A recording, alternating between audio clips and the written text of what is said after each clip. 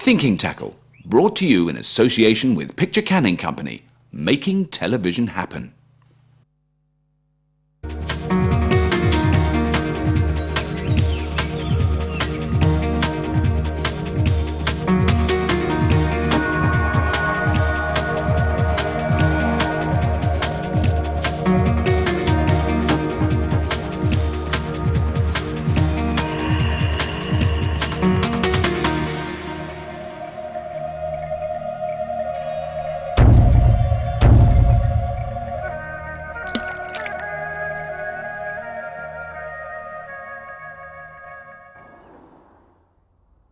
Welcome to Thinking Tackle. My name's Danny Fairbrass, and as you can see from my attire, it's the middle of summer. It's July.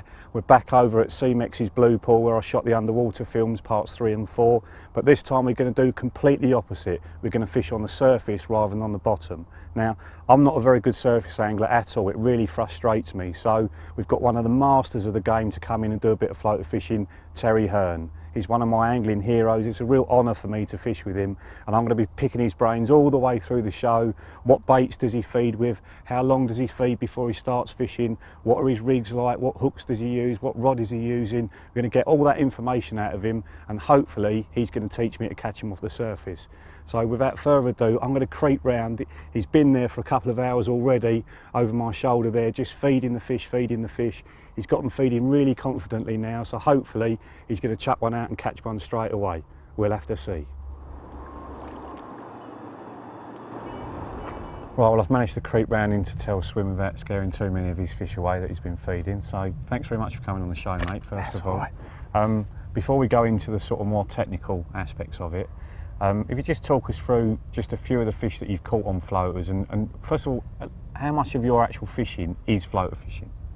As much as I can. Really? I'll be honest with you, I love it. Love floater fishing. Anywhere where I can see fish feeding, you know, it's the most exciting part, you know. So yeah, if they take floaters, then I'll be fishing floaters. Yeah, I mean, I know what you're saying, because from doing the underwater stuff, that is really exciting, but I'm obviously watching them feeding on the bottom. But this, it just totally frustrates me.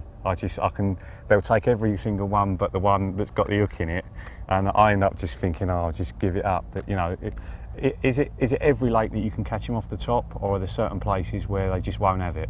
Certain places I've struggled, right? But 99% of the places you'll go to, they will eat floaters. You know, even the places where they say, oh, they don't eat floaters in there. Yeah. You know, there's always a day when you can get it right. Right. And do you persevere with that then? Do you always try, even if you've been told they won't have it? Yeah, I've always got my floater kit. From April right the way through to sort of September, I've got a separate rod, floater kit, and a bag and everything, all my floater stuff. So, yeah. So have I, but I ain't used it yet. We'll sort that out. Hopefully by the end of the day I will. So, I mean, people say it's just a small fish method and you can't catch the big ones on it. Have you had any real big fish off the top? Yeah, no, the big fish definitely have it as well. Yeah? You know, yeah. I had one really good year a couple of years back where I caught 2 big ones in the summer, one in June and one in July, and that's the nutsy fish. I don't know if you've ever heard of that one. That was a big one, 45-pounder, nice. Down Southampton way. And one you will have heard of, Petals, in Christchurch. I caught that one on a floater as well, 44 pounds. So, yeah, nice. You know, don't ignore it for the big fish. They love a floater as well. Yeah, that's bigger than anything I've ever caught off the bottom. So, yeah, it certainly gives you the sort of inspiration to have a go with it. So I'll tell you what we'll do now. If we look at your bait first of all, and then after that we'll go on to the feeding aspect, because you know it's not just a case of just catapulting them out. They'll come up and take it. Do you know what I mean? No, you've been here a while, haven't you? Yeah, just like a match angler would, mate. Right. Okay. All right. Well, before we do that, let's have a look at the baits that you use. All right.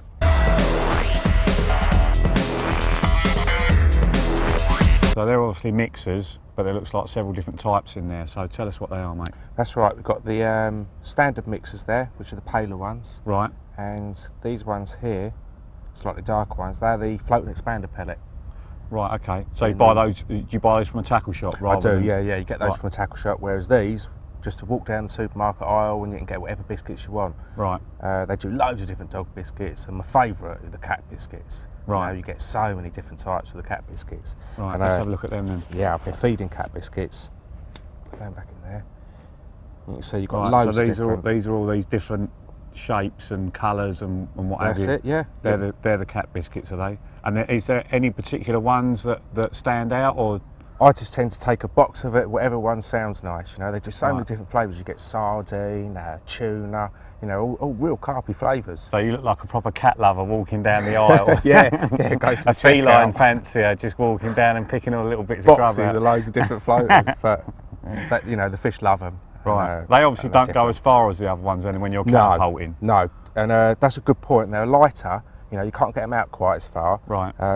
But if you've got fish feeding and you're feeding little and often, you find with these small ones, you can catapult them right on top of the fish's heads and it doesn't spook them. Right, whereas the bigger floaters sometimes put them off for a little while, you know. Right, but brilliant. Right, so if you're feeding, what do? Do you feed more of those than the big ones or 50-50? I tend to feed a lot more of the small ones than I do the large ones. Right. So I'm normally put out a little sprinkle at a time, so that means in the catapult, especially if I've got them going little and often. Right. And then every sort of half a dozen pouches, I'll flick out 3 or 4 big ones as well.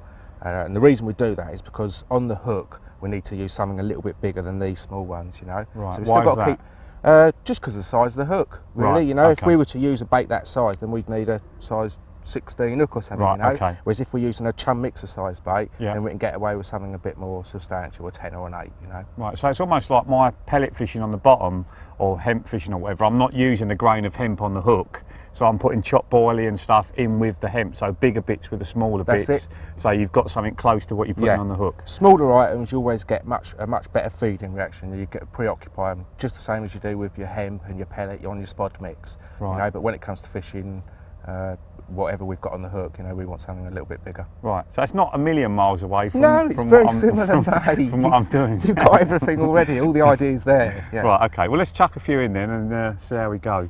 See if we can get them really having it again. We've just been feeding little and often. Got a few gulls there now. Yeah, the gulls are always a problem. And worst of all, these geese are coming in as well. We'll have to put them off in a minute. Normally, once you've got a line out there, the birds do stay away a little bit better. It's not so bad. Right, because they're obviously looking down on it. They can see it really easily. So how long will you feed for before you start fishing? Normally, you know, it might only take 10 minutes. It's all about waiting until you've got the fish feeding very confidently. Right. You know, sometimes that'll take an hour, but really, the longer, the better. If you can feed and sit on your hands, you know, and resist the temptation to cast out, basically, then the longer you feed, then the more you'll get them going. Right. So when do you know then? When is that? What is happening? When you're in the really swim? excited. Yeah. When you're sat there and you can't wait to cast out, then that's the time. Right, Yeah. I'm like that within like 10 seconds. Yeah. You know what I mean, I just want to get it out there. So, is it when? I mean, what are the fish? How are they behaving? Are they just taking every mixer, or? Once they're racing at them and they're taking everyone in their path, then that is the time to get a bite. Right. You know, you're not always going to achieve that feeding situation. You know, sometimes they'll only pick off the odd one, you know, and you just have to fish and hope that you can catch one. But if you can build them up, then, you know, always try to build them up first. Right, we've actually got them taken out amongst the gulls there now. There's carp taking the mixers again now. That's good. So if the fish, because a lot of places that I fish, they're not having it like they have been over here, you know, that they are just taking the odd one every now and again. How long do you give it when they're doing that before you think, I've just got to put a rig out? More often than not, on a lot of the more difficult lakes, the sort of lakes you'll be fishing for the bigger fish, I don't hang around too long. Right. You know, I tell you what, we've got a problem with nowadays. We've got them out here now, the seagulls. Yep. And what tends to happen is sometimes you'll have the fish going wild for 10 minutes, and you're waiting, you think, no, I can get them going better. And then the next thing, all the birds come in and ruin it, and you think, oh, I should have cast out earlier. Right. So yeah, on a lot of the more difficult lakes, I don't give it too long. As soon as I think they're taking a few floaters, enough to get a bite, then I'll cast out. Right. Okay, mate. So if you're going to a lake where you're going to get lots of bites on the surface, will you always feed before you cast out? Yeah. Because you see some people, they chuck the controller out first, don't they, and then they start feeding. So you'll always try and get them going first. Yeah, I'd suggest a little. It's definitely worth having the rod ready to go. Right. Okay. You know, so it's all baited, ready to go. Because so many times I've got fish feeding, I've put floaters out before I've set the rod up. And then you've got them going and they're having everything, and then by the time you're fumbling around, shaking, and then you get your rig ready, and then it's all over. Right. You know, especially if the birds are in the equation. Right. So on the big fish waters, there is a small window of opportunity. Very and you've got to be window. ready for it. Yeah. All right. Well, let's get a few more out there, see if we can get them going, and then certainly after the break we can perhaps start fishing and see if you can catch one. We'll try.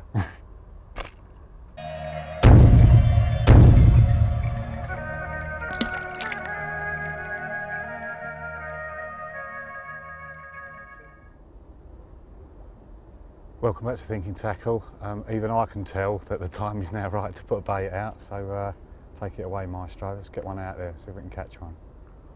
Time to cast out, Time to definite, cast sure? out. Yes, mate, I'm sure. Right, just ping a few more out. We've just kept them going in little and often, and we got them in a frenzy. Oh, they are in a proper frenzy. So we'll gently cast out.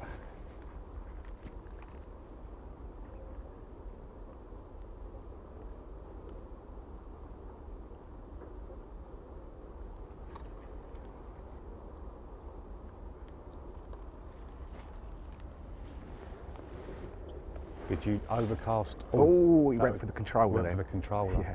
Oh, that's one. I overcast, yeah. With a view to sort of... Oh, that's it. No, he spat it. Yeah. That's showing some serious restraint. Oh, Brilliant. what was that?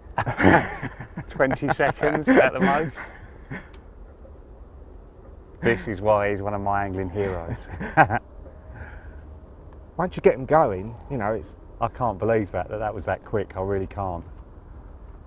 It reminds me of the old saying, 10 minutes in the right place better than 10 hours in the wrong and all that. Yeah, you know? yeah, It's yeah, the yeah. same sort of thing. Yeah, but I just haven't seen him taking like that. Well, for as long as I can remember, you know. And it is just that frequency of feeding. He's coming right in close, isn't he? I've been on lakes before where, you know, you're fishing for the bigger fish. Yeah. So you've got one on and it's hopefully a big one, but you can There still he is, see. look. Mate, that's a reasonable fish, that is. Not a bad one, is he? No. Yeah, I've had it in the past where you're playing one and it's a nice one, but out there you can still see monsters having it, and you're trying to throw floaters out while you're playing it, you know, to keep them feeding. Mate, I am hooked. Those big uns at the Syndicate Lake in Bedford are going to get some, I tell you. Oh, he's right under the trees there. Now we're going to have a look at your rigs, hopefully, once this one comes in. Just tell us first of all, what pound hook link are you using? Right, I've started off on a 12, which is what I would normally do. Really? I tend to use hook links that are either 12 or 10 or 8 in double strength. Oh right, double strength, Yeah. so, which is pre-stretched, isn't it? So It it's is, thinner. mate, yeah, so it's thinner, but because we're using quite long hook links, I've got a hook link on here, probably about 6 foot long. Right, so again, the blokes over the Little Grange years ago were using 12-foot hook links with their controller throats. Same sort of thing, long hook links, you know. If you Yeah. can get away with a hook link that long and cast it comfortably enough, then that's fine. He's really boring under there. He is, yeah. But what you find when you've got a long hook link on is you've got a lot of stretch. Yeah. Even in a pre-stretched hook link, you've still got Right. you've got a few inches of stretch. So Right.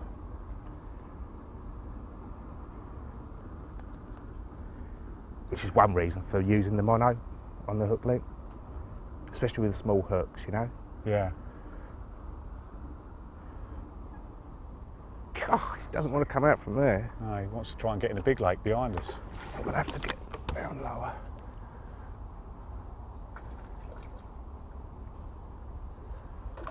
Oh, you're joking me. Oh, there we go, there we go. Well done. Good man. It's just a little bit of that marginal weed around the float Yeah, down there, but that's it. he's You've all got the right. net ready? I've got the net, mate. I shall go and get that.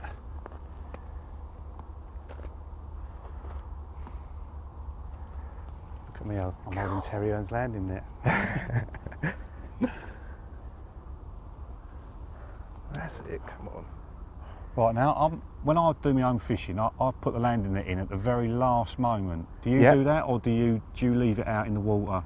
No, I do it exactly the same as you, mate. Put it in at the last, mate. Well, when I reckon it's definitely going to come in. Yeah. Otherwise, I've got to pack away a wet net without having caught one.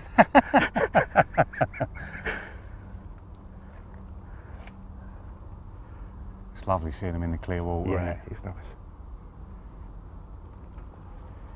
And what test curve rod is that? Normally I jig for floater fishing around a 12-foot 2 pound is what I'd say. This one's a 12 2.5, but you know what test curves are like. Some are a little bit softer than Yeah, others. it's quite a fast taper rod, isn't it? It's bending mainly in the tip. Yeah, mainly in the tip. Is that on purpose? It's actually, it was designed, you know, it's one of my bottom bait rods, but one of my lighter ones. Right. I just happened to find it was perfect for the floater fishing. Right. Until he's right up there. He ain't ready yet, is he? Nah.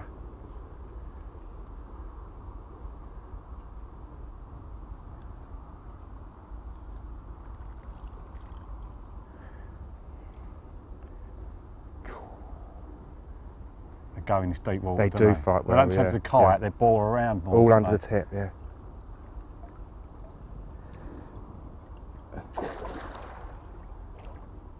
He's still got some going in Yeah. yet, hasn't he? I noticed this when I was doing the underwater films here, that they're on forever. Real you know, high fires. like, because of the depth of water.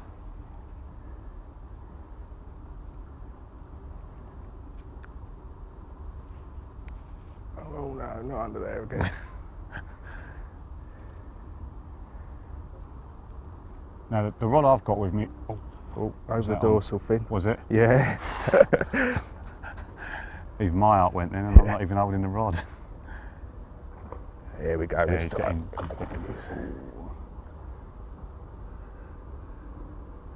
Yeah, I've got my rods are 3 1/4 that I've got because I've just got my bottom. no. Oh, he's going right under them trees. Oh no. Not caught up, is he? Yeah.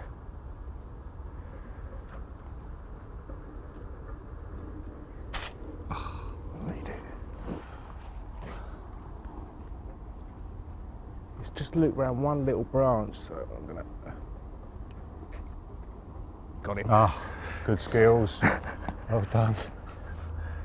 Right, he's got a bit. He's getting a few gulps of air now, isn't he? It's much better when they get that little bit Has of that weed got- on there's their another- head. There's another bait there. Is there? Yeah. Got him. Got him. Excellent. Put it there, mate. Good angling. Nice one, mate. Well done, mate.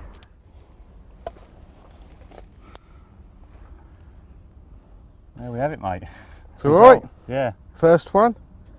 See, mid to upper double, and he's 16 Yeah. pounds or something. I reckon he's a little bit bigger than that. Yeah. Yeah. Pucker. Right, well, as soon as they're having it, mate, I want to go. I reckon All you're right, yeah.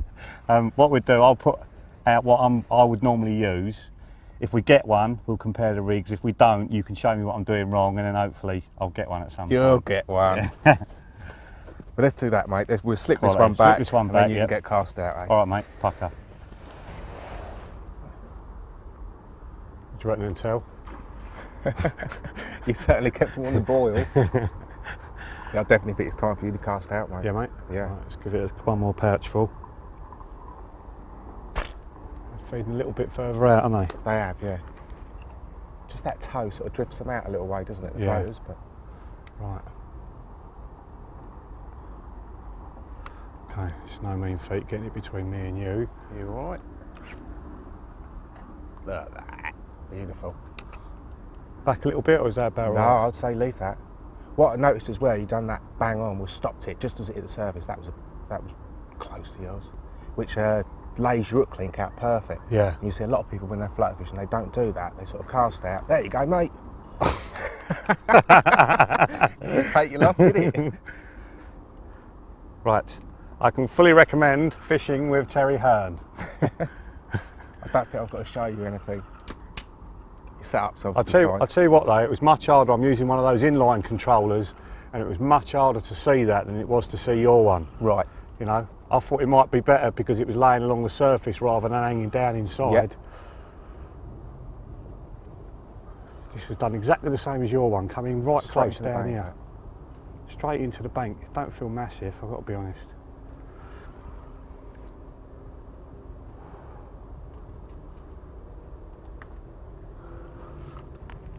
There he is down here. All right there, mate. While you're playing that, I'll put another few out and try and keep them going for you. Let's see. They do fight well in this They deep. do fight really well. I've sort of, I've nicked a little bit off of you. I've got a double strength hook link on, but I only had 8 or 12 pound, and I've got 8 pound reel line on. So I thought, Go for £8 hook link. Yeah, there's no point using 12 pound hook link if I've got 8 pound reel line. So I thought I'd just go for, because the double strip's obviously thinner. Yeah, and when the you've got a hook length of that length, you've got so much stretch, mate. Yeah. You're all right. A lot of people don't realise how much pressure you can put on a hook link like that. I think it's only when you hit snags and weed and that, and you've got the abrasion comes into it, and then it's past the hook links. But I'm going to get a net for you, mate. Oh, he's a mirror. Is it? Yeah, he's a nice scaly one as well. I noticed as well that you back wind and I play mine on the clutch. Is there? I do a bit of both. Do you? Yep. I was talking to old Keith Arthur, I'm sure you know. Yeah. I was talking about, I always thought that playing them on the clutch twisted the line, and he said as long as you're not winding while the clutch is going, you're not twisting the line. Right. So ever since then I've gone. I used to do it as a matter of course on braid, because obviously it doesn't make any difference when I was using braided reel line, but mono reel line I stopped doing it, but I've started again now. Big old ball's coming up. Fortunately he's not aiming for that little bit that that bit your one kept going for. Right, so what you're going to teach me now? 40 pounders off the top.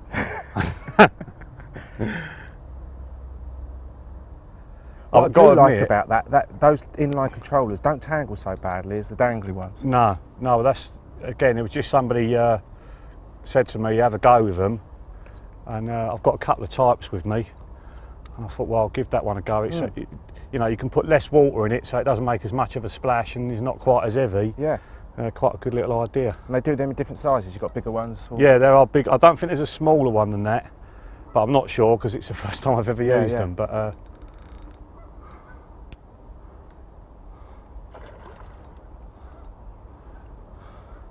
yeah, I think your only problem would be if it did actually tangle and the line was caught right round it, it might be difficult for it to untangle, you know? Yeah. But well, that's one problem you do get with the dangly ones. Quite often you'll get a loop around, and when you're playing them, and you can see it's tangled around the float, you know, you're always worrying that it's going to snap. He's ready. Oh, maybe not. Yeah. I've got the net stuck on something here. Yay! Here he goes. Well done, mate. Thank you very much. Excellent. I can chuck the L plates away now. I've passed my test. I've passed the Hearn test. Right, let's get the mat sorted and then we'll get him out. There he is. First one on the floater for a while. Cheers, mate. Pretty enough? Yeah, he'll do, definitely. Definitely. It's given me the confidence to have a go of it for the bigger ones, like, you know.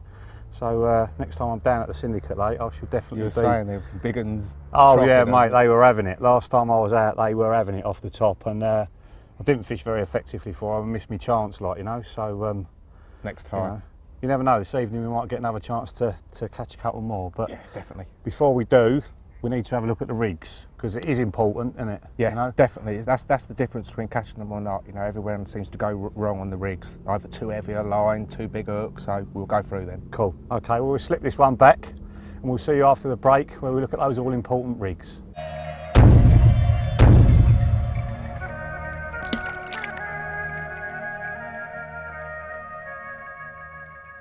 Welcome back to Thinking Tackle. Now let's have a look at those all-important rigs.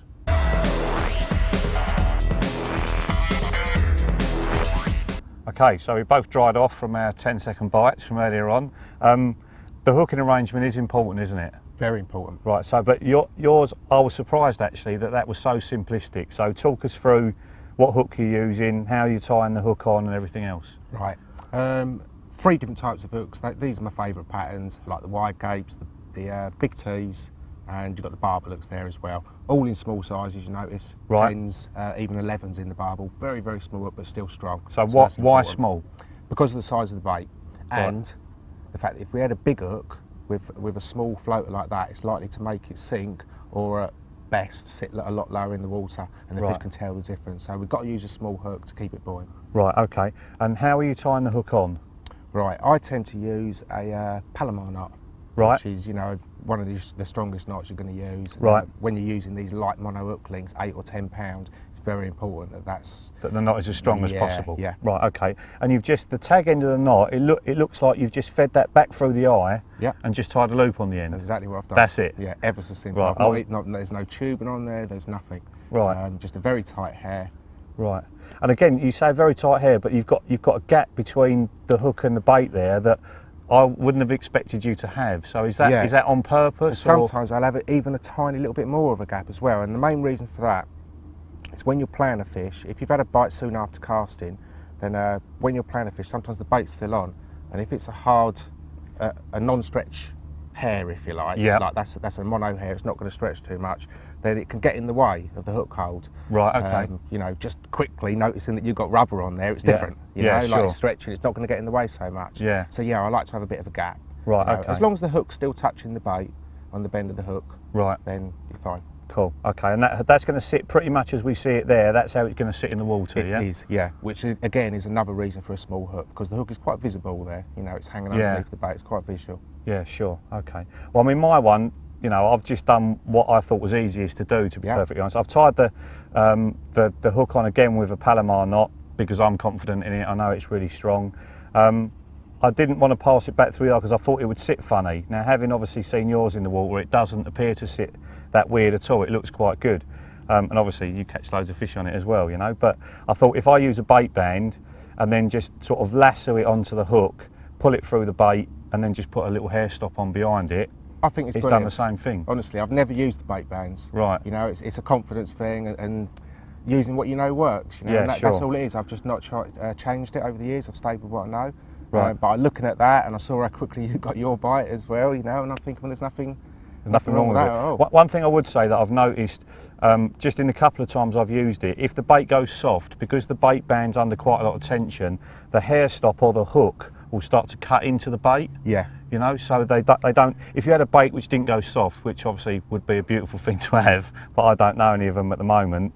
A mixer that stayed hard, it'd be great. But when they soften up, I think your one will probably stay on a bit longer. I'll be honest, that's where the hook baits are really important, and I'm really fussy with the choice of hook baits. Right, okay. So what are these? Well, earlier on we had the floating expander pellets. Right. And we do they do those in two different sizes. So we can see what they are. Right. And they do those in a bigger size, one the same size as that. Right. But they soften up ever so quick. Right, okay. And I think that's a good thing when it comes to feeding the fish, because there's not loads of hard stuff inside them. You know, the softer they are, the better. But when it comes to keeping them on the hair or on the hook, it's not so good, you know. So we've gone for harder hook baits, which are dog foods, these, at the supermarket again. Right, but are they straight out of the bag, or have you done anything to them? No, that's straight out the bag. Occasionally I might put a bit of oil on them. Right. But I'll be honest, that's normally on the bigger open lakes where you've got a bit more wind ruffling the surface, and when you've got oil on them, it tends to calm the surface off nicely. So. Right, okay. Okay, right, well that's the hook baits then, so you know, chum mixers or dog biscuits straight out of the bag as the hook baits, tied on in that fashion. So let's have a look at the controller floats. Brilliant.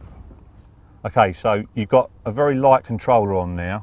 Is that important? Is it something that you always do, use the lightest one you can, or what? Yeah, very similar. When I'm bottom bait fishing, I use as light a lighter weight as I can get away with, and that's the same with the controller floats. That one's only a little 5 gram one. Right, and why is that?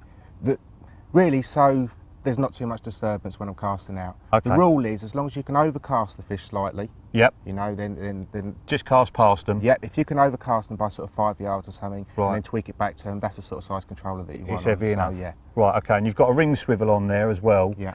Is that for any particular reason? You could have any swivel on the end of there, to be honest with you. You don't really need the ring swivel, but yeah, I've got a little ring swivel on there. Right. To be honest, I found if you put the ring swivel on, you actually get less tangles. I don't know why, whether it lets the hook link flip back. Yeah, I find the same, definitely, yeah. Right, and then you've got a bead either side of it, and then just a little float stop. That's it, mate. I take it that's to stop the swivel from sinking, is it? It is, and that is something that's so overlooked. Right. You know, like so many people I see them controller fishing, and they've got no backstop on there.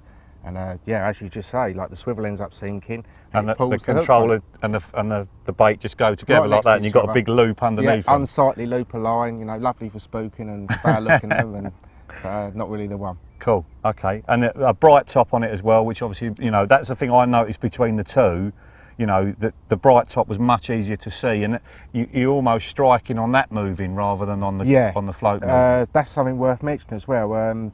Rather than striking when I see the fish take the bait, even if I'm able to see which one is my hook bait, I'll wait for that float to start tilting or some sort of movement and then pull into it. Right, okay, well, that's a valid point as well. It is, so you don't miss bites, basically. Yeah, you can miss an awful lot of bites otherwise. Right. And okay.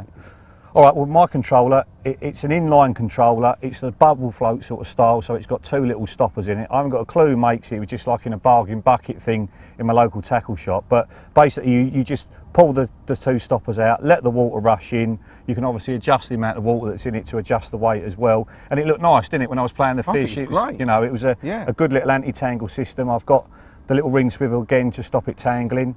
And it works. It works brilliant. So it's almost like it's weightier as well, isn't it? Where you've got the water in it. It is. It is. So they're the 2 controllers. You make your own mind up which one you want to use. We've got about 2 hours of daylight, I reckon. So I reckon it's time to cast out, see if we can get another one, mate. There's definitely a chance of another one yet, by the look at it. So. Right, let's get it done. Right. Okay, they are having it again after some constant feeding. So that's a little bit too close, that, I reckon. Maybe not. Right, so get yours out, mate.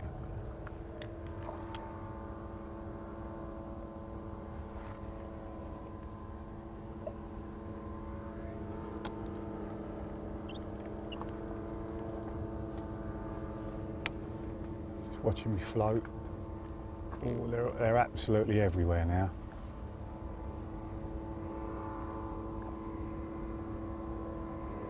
Ain't going to be long, is it, Tel? No, definitely not.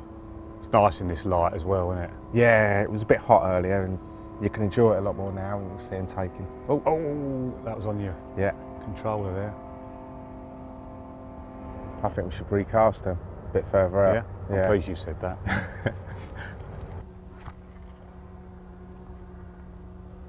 Oh, beautiful.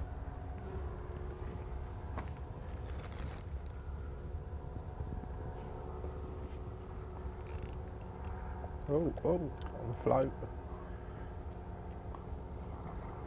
Oh, God, mate. I think that one realised there was something wrong. Yeah.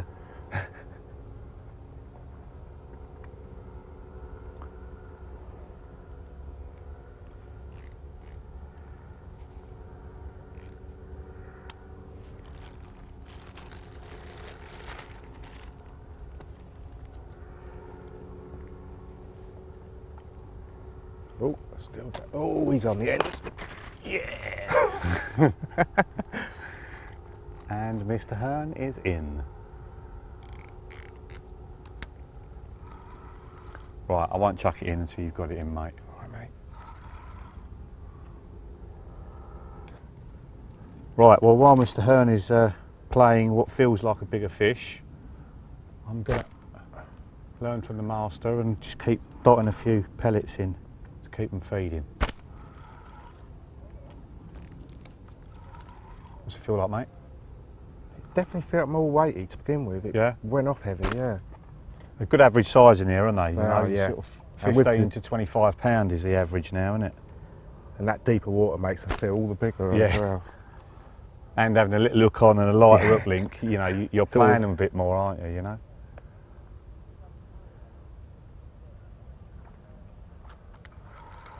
Well, the amount of fish we've had feeding out there, we've got to have had some of the better ones going today. Look, they're still feeding again now. Brilliant. That's like less than a minute after you've hooked that fish and they're still having it.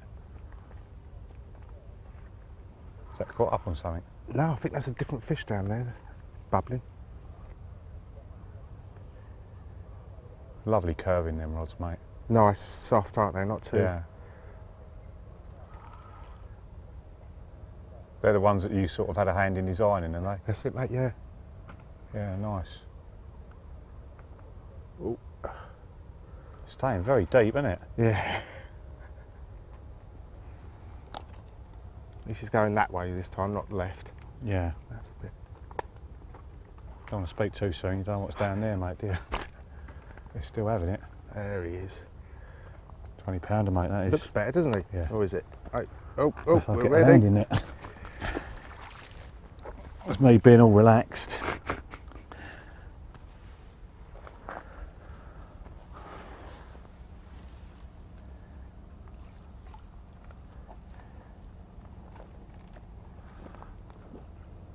This is what summer angling's all about, mate, isn't it, eh? Great. And people can come out, you know, it doesn't cost them a lot.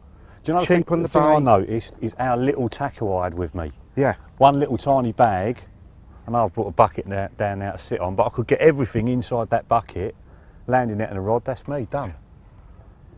And just a couple of hours in the evening. On these sort of lakes especially, it's enough for a good bit of sport, isn't it? Yeah. I don't know if everybody knows, but right behind us there's a rather large common carp swimming around, isn't there? Probably one of the best commons, if not the best in the country, that one. It's an incredible fish. What did Nige have it at? 50 what? 52 pounds and 12 ounces, I believe it was, yeah. Always going over that side again. You going to be having a go for it? I'd love to have a go. At some stage in the future, without a doubt, yeah. Maybe next spring. Not big enough yet then, no? Yeah, right. He's plenty big enough. It's an awesome fish though, isn't it? Absolutely awesome fish.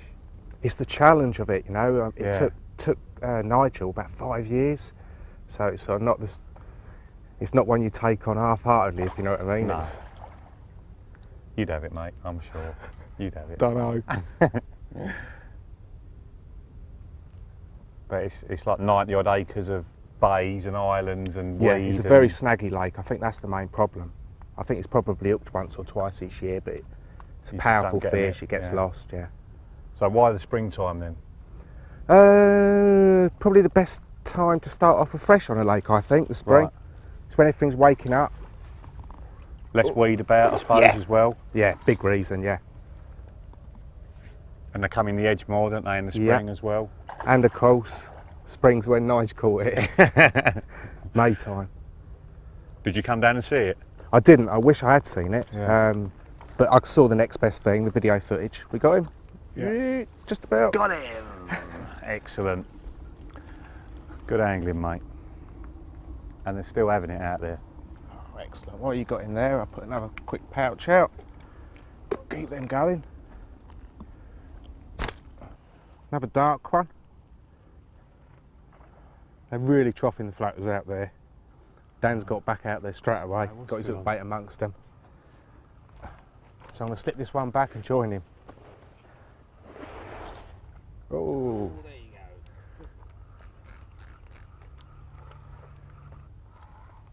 Well, good job it ain't a match, mate.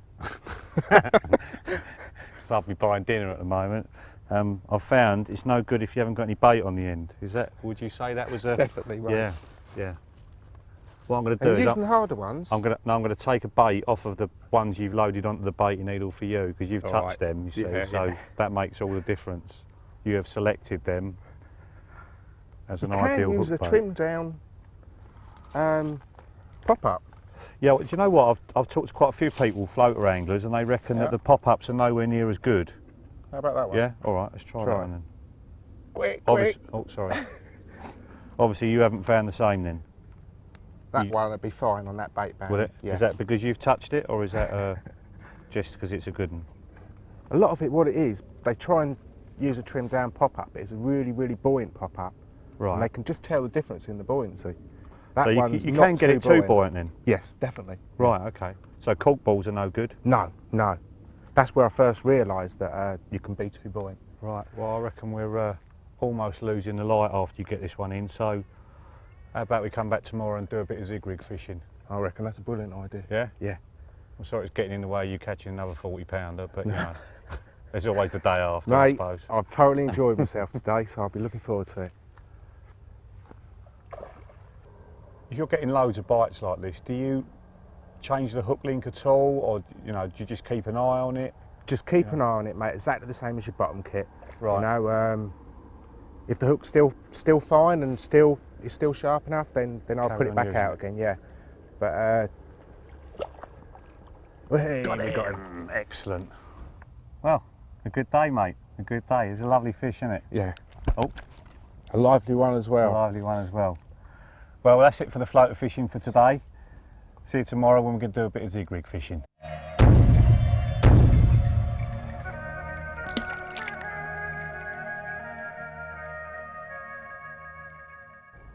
Welcome back to Thinking Tackle. It's the morning of day 2. They're having it again. So what are we going to do today, mate? Today we're going to try zig rigs. So, right, so what for people that don't know, what is a zig rig? Right, basically a zig rig describes a bait that's either fished on the surface or suspended just below the surface, but we're leisuring. With a lead? Yeah, with a So lead. controllers come off, yeah. So we're down to a lead and then a great big long hook link and then a bait either on the surface or just below. That's it, and it's all dependent on the depth of the lake. Right. So here we've got, like you just said, we're going to have to use really, really long hook lengths. We've got about 14, 15 foot of water here. Right. So Okay. So it makes it difficult to play them. Right. Okay. So I mean, do you have to think about what swim you're going to fish and all that sort of thing? Yeah, it all comes into. The main thing, what I try to do, if I've got fish feeding out in an area and they're fishable, you can cast them from 2 or 3 swims, is I'll choose the swim that's highest above the water level. Right. And if it makes sense, that's because you've got a long hook link on, and then the higher up you are, you can play them in a lot easier, especially when it comes to netting. Right. The problem is you've got a lead weight that's dangling around by the tip ring. Right, so okay. if you was, say you was in the water, up to here in water, you know, and you're trying to, you you'd wouldn't be able never to do get it, 'em you in. know. So the Right. higher up you are, the better. And Right. also, if you've got a mate with you who's down at the water's edge with the net, then you can walk back. So yeah, Right. those are 2 good things to take into consideration. Cool. And the rigs, is the rigs important? Yeah, just as important as the controller setup. It's all pretty much the same. Right. Okay. All right. Well, I'll tell you what we'll do then. We'll get these off the tips, and then we'll have a look at them and just show the people how you're setting them up. That's great.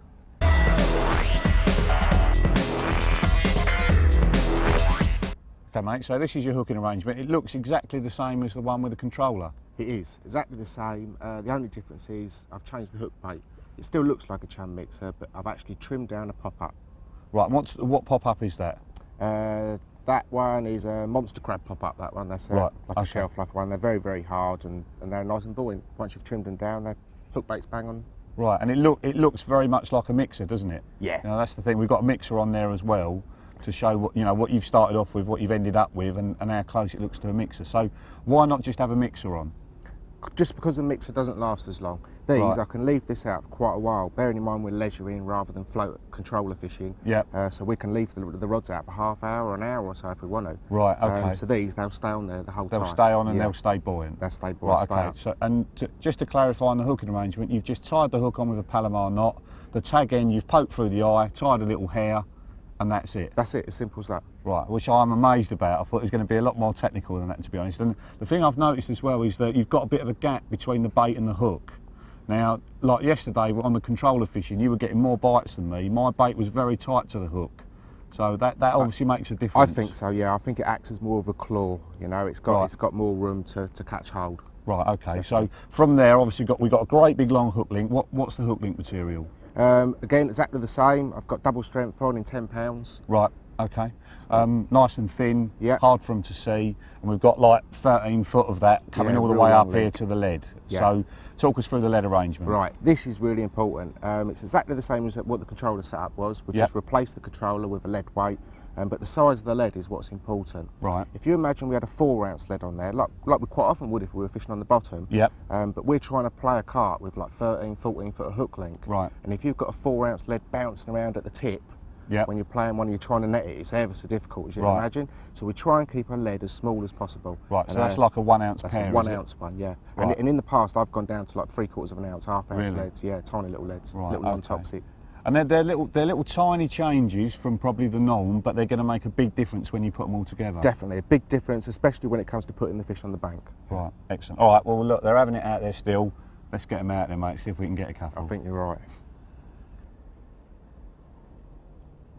Now, something we haven't touched on, but it's something that I notice you do. You're always hiding. I mean, obviously you can't when you're playing the fish, but up until then, all your gear's tucked away in the bushes, your rods are really low, you're kneeling down to cast out, all that sort of thing. You Yeah. know, is that something you do just as a matter of course, or I what? do, mate, yeah, just to keep out of sight Yeah. as much as you can. As long as you can still see the lake, you know, you don't want to sort of be tucked away so much Yeah. that you can't see the lake. Well, it's a But you can nice see I've one, got isn't the lead right at the tip there, so that's as far as we can go. Right, okay. So we've got to get the net. Right, I'll put this on here and I'll net it for you as well. It's truly an honour to be Mr. Hearn's gilly. Come on. Look at that. Lovely. Yes. There we go. Good angling, One mate. on a zig rig. Put it there. Good angling. Nice one, mate. Well done. Excellent. There you go, mate. One on a zig rig. Excellent. Excellent. Well impressed, mate. Well impressed. We could have sat there all down the bottom catching nothing, couldn't That's we? it, yeah, and they're long old days this time of the year, you know. No point in sitting there with bottom baits on when the fish are up in the water. Yeah, wicked. And that proves it, I reckon. Yeah, it's certainly a new dimension to my fishing, mate. I really appreciate you coming over and showing us. And hopefully I'll be getting a few on the other waters as well. Oh yeah, you get them old big ones on the floaters. Yeah. Oh. You're in there, mate. Yeah, mate, go on, you go. I am hooked. I am hooked, mate. You go and catch a 40-pounder somewhere. You sure you're all right? Yeah, mate, I'm fine. Looks I'm like fine. you're enjoying yourself. Mate, I'm loving it. Absolutely loving it. All Thanks right, very mate. much, mate. I'll see you later. See you soon. All right, mate. See ya.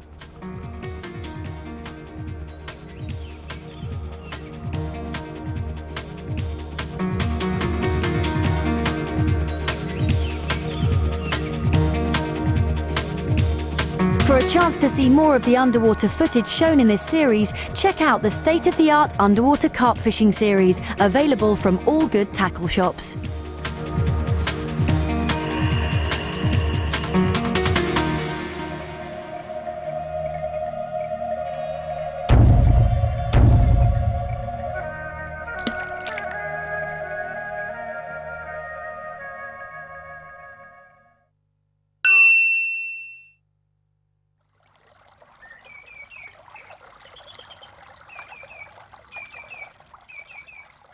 Thinking Tackle, brought to you in association with Picture Canning Company, making television happen.